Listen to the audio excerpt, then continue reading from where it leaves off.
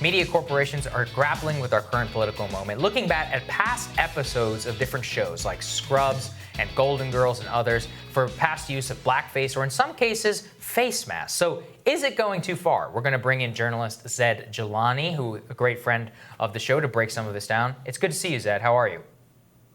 Yeah, it's great to be here. Absolutely. So Zaid, just describe, what's happening right now. We see NBC taking down large past catalogs of their episodes and other people trying to outdo themselves. But as you were the one pointing out to me, they've even gone so far as to take off like people doing mud masks in different episodes. It just seems pretty ridiculous. So how should we think about this? And broadly, what is the standard that we should set going forward? Yeah, it's a strange time in that I think we had a conversation about police reform starting a couple months back, and it somehow ended up with taking down episodes of Golden Girls and Scrubs and The Office. There's been South Park, I believe, on HBO Max. There's a few episodes kind of left out of their streaming package now. It's kind of an orthogonal kind of direction because I think people feel like they have to express some kind of cultural respect or racial respect to where things that a few weeks ago were not seen as very problematic now maybe are seen as very problematic. But what's curious about it is I don't really think anyone's petitioning any companies to do this. I'm on NAACP mailing lists. I'm on basically every civil rights organization's list. I haven't seen any public outcry or public call for any of this stuff to be removed. Part of me thinks that it's an internal reaction anticipating some kind of eventual article being written or some kind of scrutiny being placed on some of these episodes. So I think it's almost kind of a CYA kind of preemptive move, maybe by HR departments, maybe by boards and companies and executives, to kind of remove content that someone would find transgressive, would find exceedingly kind of edgy. That for the most part, nobody complained about at the time, and very few people are complaining about now. So I think there's also another internal thing going on at some of these organizations. I'd like to get your take on this too. And so I think that you're right that some of this is kind of preemptive canceling from HR departments before they get pressure. But some of the pressure is also coming from the kind of more junior members of these organizations. And you can't disconnect that from the kind of broader political and socioeconomic status of those people. So if these are people who graduated college in the 2000s into the Great Recession, saddled with enormous amounts of student debt. And they didn't have the ability of even people of my generation to hope that, if they commit to the ideas behind whatever organization that they're in, that's going to pay off for them in the long run. They're going to be able to have a family, they're going to be able to have a house with a mortgage, they're going to be student debt free at some point, they're going to start saving for retirement, they're going to live, a decent life as good as their parents or perhaps as better. They don't have that promise anymore. So instead, they just have these jobs at these companies, and so the thing that's left to them are the values that they were taught, the values they grew up with, and the values that the company proclaims to uphold in its vague mission statements. And so they don't have anything to lose in kind of pointing out the gap between that that value statement that NBC puts out about its content and what they feel is being represented. And so, if they lose their job, they're still, debt-ridden, folks without a whole lot of future in this economy.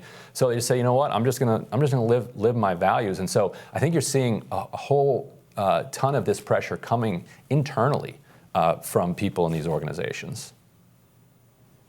Yeah, I think that's certainly the case at some firms and companies, like maybe the New York Times, I think, has seen that dynamic play out. I've heard from several people, it's been reported. I don't know if that's the case in the entertainment companies because I just haven't seen the reporting. But I do think there is kind of a generational divide on that. There's a really funny viral tweet where someone makes screenshots of Zoomers, which are the Generation Z, periodically watching Tropic Thunder and being very offended by it, being very insulted by it. Because they weren't around in the cultural context and when it was released. They kind of flattened the image. They see it maybe more like a minstrel show, whereas I think most people who watched it at the time saw primarily Robert Downey Jr. making fun of obsessive method actors, and I think more so than making fun of any kind of culture or racial group. Yeah. So I think that, yeah, there is a generational divide, although I don't know how much that's at work at a place like NBC, HBO Max, Comedy Central, so on and so forth, because I just haven't seen the internal reporting. But I'd be very interested in seeing it, because I just don't think there is that much of an external demand to edit the content of these television shows. I haven't seen it the same way that you've seen maybe campaigns around other kind of culture change. Yeah, I mean, I definitely agree with Ryan. I think that's definitely at work here. And one of the original things we wanted to talk to you about, let's talk about this, which is that at Princeton University, they're going to rename the School of International Affairs from Woodrow Wilson. Now, there's no doubt Woodrow Wilson was a virulent racist. He resegregated the federal workforce for no particular reason except for his own racism. Apparently held screenings of movies at the White House which glorified the Ku Klux Klan. And so in some cases, I mean, these are not necessarily bad things, Zed. So as a culture, we're trying to grapple with things. I mean, sure, Wilson was a man of his time, right? And yet we're also trying to grapple with institutions reflecting things now. How should we think about that? Because it goes to not just toward statues, but to how we name things, but now television. So where is the line, and how should we kind of think through the criterion which we use here? Yeah, I mean, I think from the beginning, when we were naming things or putting up statues, I think statues have been coming down, or we've been renaming things. It's kind of a cultural practice. One of the terms people sometimes throw around for it is called iconoclasm.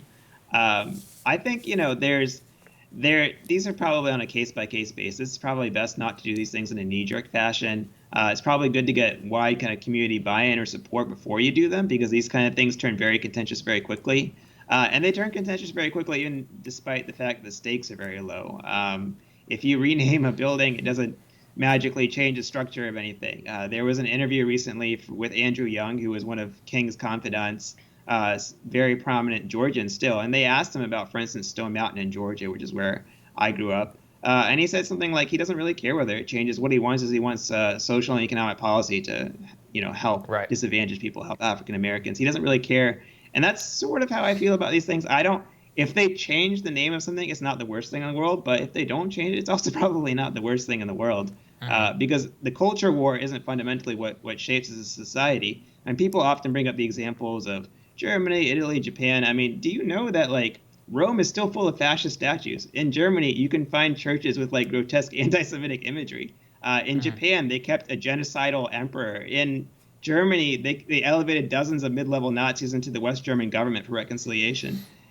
Though these symbolic and cultural moves have some power, but I think what had much more power in those societies is that they built a social structure with very strong social and economic rights. So today, Germans don't feel like they have to scapegoat minorities or start a war to reclaim their kind of national pride and heritage, because we made sure that we rebuilt these countries with such a strong kind of social safety net, with such strong social and economic rights, and we educated people properly. It's not just about subtracting things from society. It's about adding things to society, to having a proper education about your imperial history, about genocide, about racism. And I think that's probably much more important than if you took down a statue somewhere at a certain point or a certain time, because at the end of the day, you want people to feel voluntarily like they have this history, like they've learned from it, and they want to be better people, rather than you're punishing them or removing some kind of cultural totem or symbology.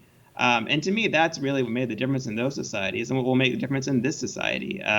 These companies pulling down TV episodes, I'd much rather that they lobbied for a baby bond program. I think, African Americans only have something like 3% of the country's wealth. I'd much rather that these companies were lobbying to build up wealth for poor Americans of all backgrounds, so that they have intergenerational wealth. So year after year, you can have a program that actually helps them generate the capacity to make culture, to make economic change in their lives, to build up their society. And I think that's much, much more important than a lot of these symbolic moves. And I'm not saying that people shouldn't do them or that they're never appropriate, but I think that we shouldn't get so infatuated with kind of waging this backward-looking culture war that we forget about the kind of the structural kind of changes that we need to change the present. I think it's really well said. If you look across cultures, the level of offensiveness of this iconography or the names of things is related to the distance between what that rotten person represented and the influence that those ideas still have on the culture. And I don't mean just distance historically, but distance ideologically into the current political moment. So if we were in a place where Reconstruction had been successful, allowed to take its course, and we were now in a relatively egalitarian economy and politics, then you wouldn't see as much pushback against somebody like Woodrow Wilson, because then he's just a relic of a distant past. Like, I grew up in Kent County, Maryland, and most of the counties in Maryland are named after aristocrats and royals from Great Britain. You know, these are authoritarian rulers who did terrible things to the point that we waged an actual revolution and violently overthrew them. But the fact that we overthrew them and got rid of them and established our independence in a strong and serious way means that it doesn't matter that there's Caroline County and Dorchester County and Kent County, because we have kind of reclaimed those things for our own. But the fact that Wilson's vitriolic racist ideas are not vanquished is kind of, I think, what gives meaning to the fight against him. What do you think, Zed? Yeah, I mean, I think there's a lot of truth to what Ryan just said. I mean, yeah, there are a bunch of Churchill statues in the UK, but also London has a Pakistani mayor. So I kind of feel like we won, Like, yeah. I don't feel like a whole lot is being claimed by taking down the Winston Churchill statue.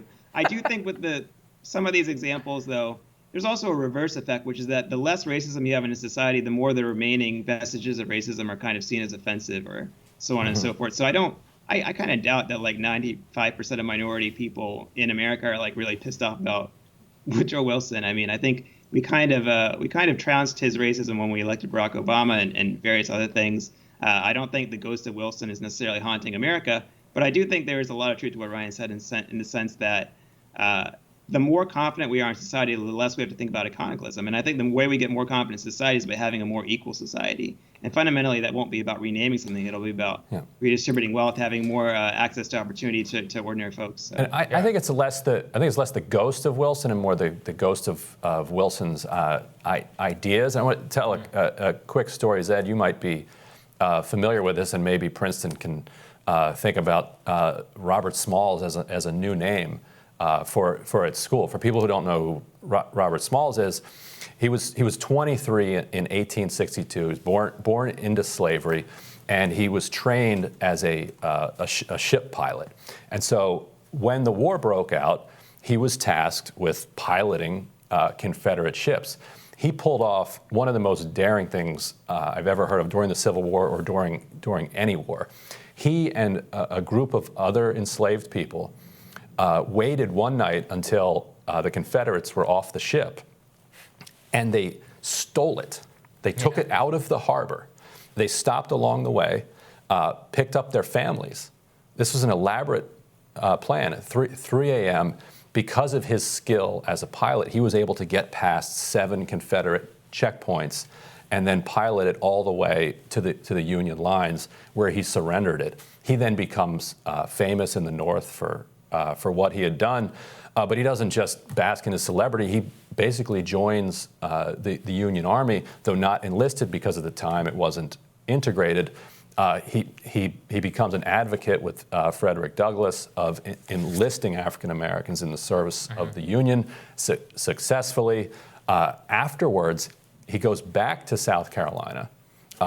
He participates in the Constitutional Convention, rewrites South Carolina's Constitution. He's then elected to the South Carolina State of Representatives and then the State Senate, where he helps establish the first public schools in South Carolina. He then serves 5 terms in the United States Congress, fighting against some of the most racist forces in South Carolina. He outlasts Reconstruction because of his talent.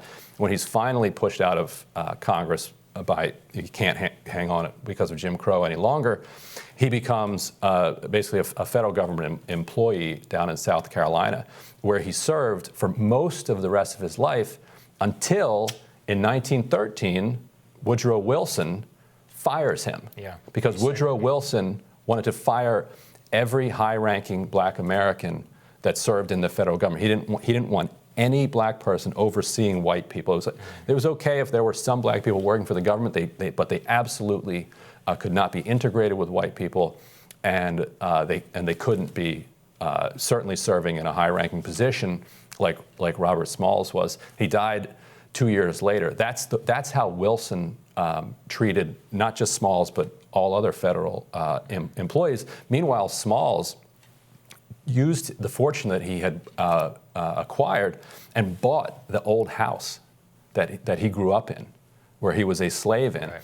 After his father, who was a slave owner, died, the man's wife kind of lost her mind when was wandering the street, came back into the house, thought it was her house. Huh.